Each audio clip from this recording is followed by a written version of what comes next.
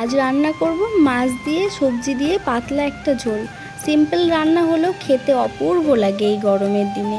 নমস্কার, বাঙালি রান্নাঘরে সকলকে স্বাগত জানাই। বড়দের প্রণাম আর ছোটদের ভালোবাসা জানিয়ে আমার আরও একটি নতুন ভিডিওতে অনেক ভালোবাসা দিও। আর পুরো ভিডিওটা দেখো, এই রেসিপিটা কেমন লাগলো তোমাদের, আর সেটাও আমাকে কমেন্ট করে জানিও। সবাই কেমন আছো? আমিও বেশ ভালো আছি। আজ সোমবার, সকাল থেকে রান্নাবান্না শুরু করে দিয়েছি। মাছটাকেও বার করে রেখেছি বরফটা ছাড়ানোর জন্য। আর এইদিকে সব সবজি কেটে রেডি করে নিয়েছি, যা যা আমার লাগবে তাইগুলো। এইদিকে আমি ছোট ছোট সাইজ করে লম্বা লম্বা করে আমি করলা আর আলুটা কেটে নিয়েছি, সেটা একটা চচ্চড়ি হবে।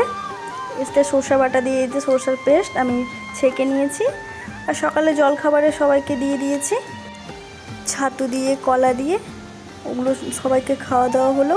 আর এদিকে আমি রান্নাবান্না বসিয়ে দিয়েছি। আজকে নিয়ে এসেছিলো লাউটা আমি রান্না করব বড়ি দিয়ে। বড়িটাকে আমি লাল করে একটু ভেজে নিয়েছিলাম, তারপরে আমি লাউটা বসিয়ে দিয়েছি রান্নাতে। কালো জিরে আর কাঁচা লঙ্কা দিয়ে ফোড়ন দিয়ে লাউটা বসিয়ে লবণ হলুদ দিয়ে দিয়েছি। আর কোনো মশলা সেরকম দেবো না। আর ফোড়নে একটু সর্ষে দিয়েছিলাম। আর এই বড়িটাকে আমি এই সময় দিয়ে দিলাম, তাহলে বড়িটাও আমার ভালোভাবে সেদ্ধ হয়ে যাবে। আর এদিকে আমি মাছের মধ্যে লবণ আর হলুদ মাখিয়ে নিচ্ছি। এদিকে গ্যাসটা ধরিয়ে দিলাম, তারপরে কড়াই বসিয়ে বেশ কিছুটা পরিমাণে সাদা তেল দিলাম। এই রান্নাটা আমি সাদা তেল দিয়েই করব। তারপরে তেল দেওয়ার পরে তেলটা গরম হয়ে গেলে আমি এর মধ্যে দিয়ে দিলাম মাছগুলো। দুটো করেই মাছ ভাজবো, তাহলে লেগে যাবে না, আর খুব সুন্দরভাবে ভাজাও হয়ে যাবে। দেখতেই পাচ্ছ আমি মাছটা কি সুন্দরভাবে লাল করে ভেজে নিয়েছি। বাকি মাছগুলো আমি এরকমভাবে ভেজে নেব। আর আমি ওইদিকে যেটা আলু আর করলা চচ্চড়ি বসিয়েছিলাম, সেটাও আমার রান্না হয়ে গেছে। সেটা খেতে না খুব সুন্দর হয়। কালো জিরে ফোড়ন দিয়ে ওই আলু আর করলাটাকে লাল করে ভেজে লবণ হলুদ দিয়ে নামানোর আগে সর্ষে বাটার একটা পেস্ট দিয়ে দিয়েছিলাম। আর তারপরে নামানোর সময় একটা কাঁচা সর্ষের তেল ওপর থেকে দিয়ে দিয়েছিলাম। দারুণ হয়েছিল খেতে। এদিকে মাছের মাথার লেজাটাও ভেজে নিলাম। তারপর ওই তেলের মধ্যে আমি দিয়ে দিলাম কালো জিরে দেওয়ার পরে একটু হালকা লাল হলে আমি এর মধ্যে দিয়ে দিলাম আলুগুলো যেহেতু একটু ভাজতে সময় লাগবে, সেদ্ধ হতেও টাইম লাগবে, তাই জন্য আমি বাকি সবজিগুলো তো পরে হয়ে যাবে, কিন্তু আলুগুলো একটু দেরি হয় বলে আমি আলুগুলোকে একটু লাল করে ভেজে বাদ বাকি সবজি দিয়ে দিলাম। আমি এই মাছের ঝোলে সবজি দিয়েছিলাম লাউ, বেগুন, আলু, পটল, সবগুলো সবজিকে আমি একটু তেলের মধ্যে ভেজে তার মধ্যে দিয়ে দিলাম আমি লবণ আর হলুদ। এইগুলোকে দিয়েও আমি এদিকে লাল করে একটু ভেজে নিচ্ছি।